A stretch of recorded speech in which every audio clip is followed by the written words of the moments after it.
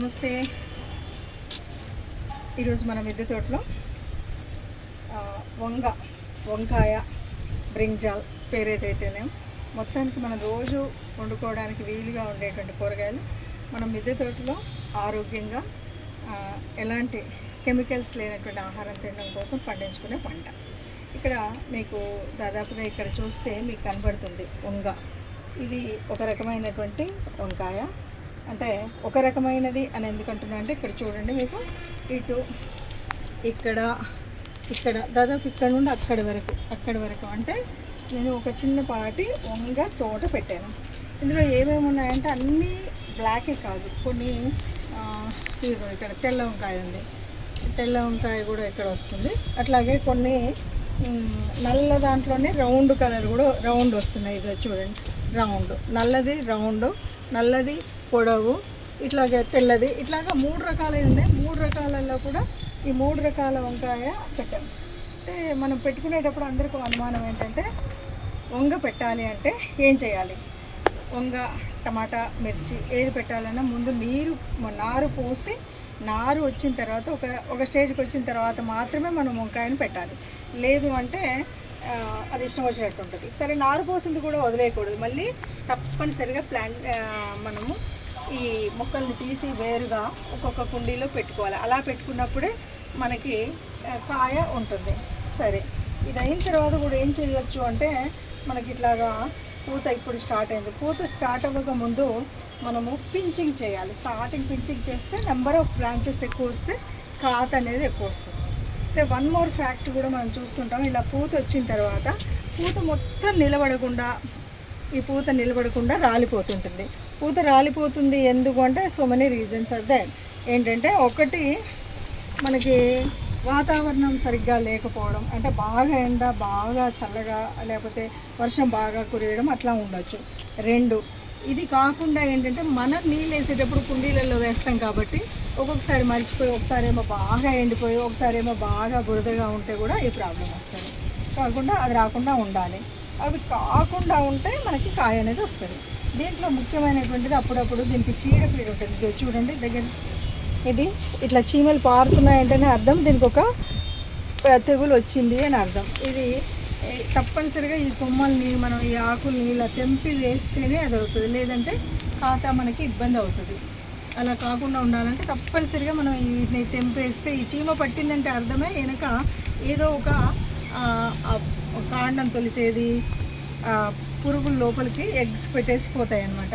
కాబట్టి ఇది కంపల్సరీ మనం ఇలా ఆకులు తీయడము ఒకటి ఇది చేసినట్టయితే మనకి ఈ ఎగ్స్ అవి లేకుండా ఉంటాయి. ఇంకా సమ్టైమ్స్ మిలీబగ్స్ కానీ ఇలాంటివి ఏమైనా వచ్చినప్పుడు బెస్ట్ ఇదేంటి అంటే మెయిన్గా కర్రలతో చేసిన బూడిది, మనం కట్టెలతో వచ్చినటువంటి బూడిద ఒక మంచి బెస్ట్. అది లేదు బూడిద కాదు అంటే పుల్లటి మజ్జిగ, ఇది మనం చల్లినట్టయితే వస్తుంది. సరే, ఎరువు రాలకుండా ఉండాలి. ఎరువు అంటే ఎప్పుడైనా సరే బిఫోర్ మనం పాటింగ్ చేసేటప్పుడే, రిప్లాంటేషన్ చేసేటప్పుడే దానికంటే ముందు తప్పనిసరిగా గుడిలో మనం అంటే యూనివర్సల్ సాయిల్ అని చెప్తూ ఉంటారు. ఏం లేదు, ఎరువు మట్టి అన్నీ సమాన పాలల్లో కలిపి మనము ముందు నింపుకుంటే దానికి సరిపోయినటువంటిది ఉంటుంది. లేదంటే చెట్టు మనకి సరిగ్గా కాయదు, మనం అనుకున్న విధంగా కాయదు. ఇంకా బెస్ట్ అండ్ అది చెప్పాలి అంటే దాదాపు ఇన్ని చెట్లు నేను పెట్టాను, చూద్దాము.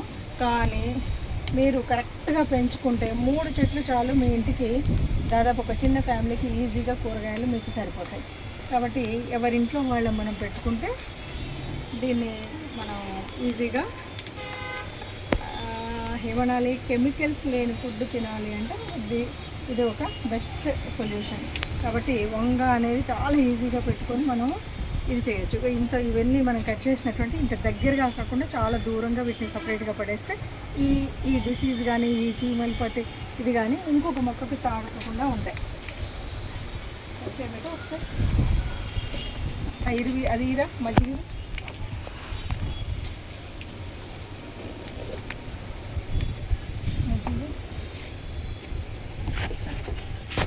ఇది కొంచెం చెప్పుకున్నట్టు మెయిన్గా ఏంటంటే back side of the plant మనం చేయాల్సింది ఏంటంటే back side of the plant మనం చేయాలి. Black side of the plant బూడిద also it's a very good. ఇట్లా కనుక మనం చేసినట్టయితే సో దాదాపుగా ఏదైతే మనం చీమలు ఎగ్ అది ఇది మనకి మళ్ళీ ఇబ్బంది పెట్టకుండా ఉంటుంది. So this is also one ready ఆప్లాను.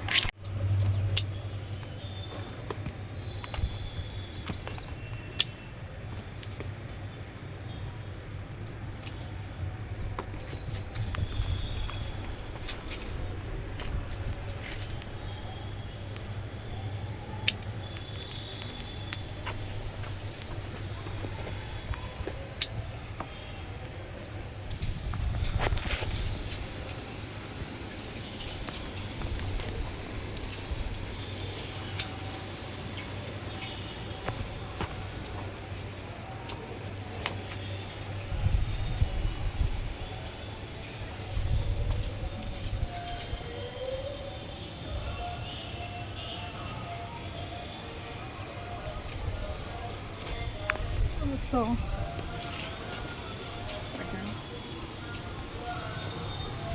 మొత్తంగా ఓవరాల్గా అయితే ఇది ఈజీగా వన్ ఫ్యామిలీకి సరిగ్గా సరిపోయేది.